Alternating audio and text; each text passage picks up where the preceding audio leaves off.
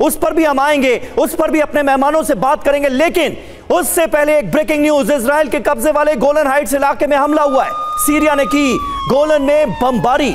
हमले से इजरायली इलाकों की बत्ती गुल हो गई है। सीरिया की ओर से 2 रॉकेट भी दागे गए हैं। ये देखिए, आप तस्वीरें आपके सामने हैं। सीरिया की तरफ से भी 2 रॉकेट दागे गए हैं इस इलाके में।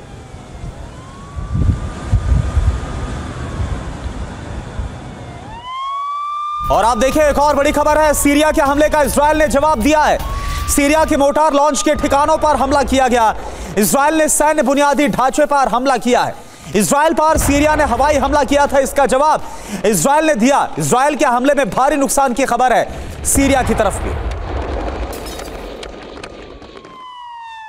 और अगली बड़ी खबर, इजराइल जंग के बीच अमेरिकी सैन्य ठिकानों पर हो रहे हमले से जुड़ी। बीते एक हफ्ते में मिडिल ईस्ट में 13 बार अमेरिकी सैन्य ठिकानों पर हमले हुए हैं। पेंटागन ने हमलों को लेकर यह जानकारी साझा की है। ईरान समर्थित गुटों ने यह हमले किए। इराक, सीरिया में 13 बार अमेरिकी बेस पर यह हमले हुए।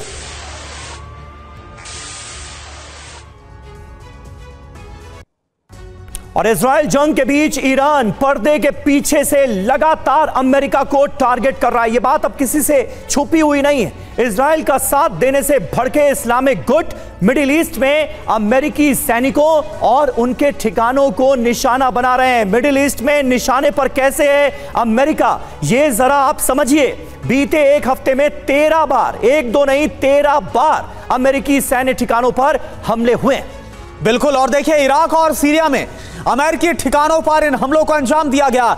17 से 24 अक्टूबर के बीच इराक में अमेरिकी सैनिकों पर 10 बार हमले किए गए। जी हां, 17 से 24 अक्टूबर के बीच सीरिया में अमेरिकी बेस पर 3 हमले हुए। इराक, सीरिया में हुए हमलों में 24 अमेरिकी सैनिक घायल भी हुए हैं। अमेरिकी रक्षा मुख्यालय पेंटागन ने इन हमलों की जानकारी दी है, पूरी डिटेल शेयर की है। अमेरिकी बेस पर हमले का आदेश ईरान से मिला, यह भी कहा गया है पेंटागन की तरफ से। और क्या खबर है, अमेरिका के पास ईरान के खिलाफ फिलहाल कोई पक्के सबूत नहीं है। यह जो खबर है वो निकलकर सामने आ रही है। वीके चतुर्वेदी सर, मेरा सवाल आपसे है, ये जो अमेरिका पर अब लगातार हमले हो रहे हैं और साथ ही साथ सीरिया ने भी अपना फ्रंट इजराइल की तरफ एक तरह से खोल ही दिया है, ये युद्ध अब किस तरह से विस्तार लेता हुआ नजर आ रहा है और इसका क्या अंजाम होगा, क्या लग रहा है आज की तारीख में आपको? करुणा, इस एरिया में जियोपॉलिटिकल लोकेशन की वजह से अमेरिकन इंटरेस्ट बहुत ज़्यादा हैं और तकरीबन हर कंट्री में अमेरिकन फौज जो है वहाँ पे तैनात है।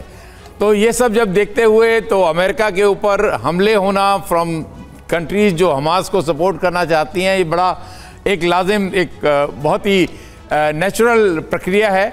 लेकिन अमेरिका का फिजिकली इस युद्ध में अभी आना मैं नहीं समझता ये अभी होगा, क्योंकि अमेरिका इजराइल के थ्रू ही जो भी जवाबी कार्रवाई करेगा उनको अच्छी तरह से मदद देगा, सैन्य मदद देगा, आयरन डोम देगा, सर्वेलेंस देगा, इंटेलिजेंस देगा, सब कुछ देगा। और वो आज समझता है कि ये इजराइल कैपेबल है इस एरिया को अच्छी तरह से हैंडल करने के लिए। ये अभी बहुत दूर की बात है कि अमेरिका फिजिकली, लेकिन ठीक है, डिटरेंस के तौर पे उसके मेडिटेरियन सी में युद्धपोत का आना, बाकी लॉजिस्टिक सपोर्ट का वहां आना, ये सिलसिला जारी रहेगा। जी ठीक है, बिल्कुल बने रहे आप हमारे साथ सर। इस बीच इजराइल जंग के बीच अमेरिका का एक और बड़ा फैसला सामने आया है। वो क्या है? मिडिल ईस्ट में सैन्य तैनाती को लेकर बड़ा फैसला लिया गया है। अमेरिका 12 एयर डिफेंस सिस्टम भेज रहा है इजराइल। मिडिल ईस्ट के कई देशों में इसकी तैनाती होगी। इजराइल के ग्राउंड ऑपरेशन में मदद के लिए ये तैनाती की जा रही है, ऐसा कहा गया है। 12 एयर डिफेंस सिस्टम अमेरिका की तरफ से भेजे जा रहे हैं।